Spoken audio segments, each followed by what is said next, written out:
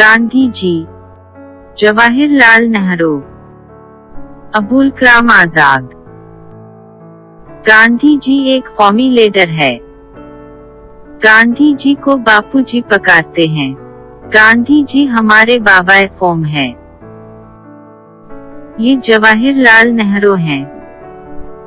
जवाहरलाल नेहरू हिंदुस्तान के पहले वजीर आजम थे। बच्चे उनको प्यार से चाचा जी पुकारते थे। उनकी याद में नवंबर 14 बच्चों का दिन मनाए जाते हैं। ये अबुल कलाम आजाद हैं। अबुल कलाम आजाद एक कौमी लीडर हैं। अबुल कलाम आजाद हिंदुस्तान के पहले वजीर तालीम हैं।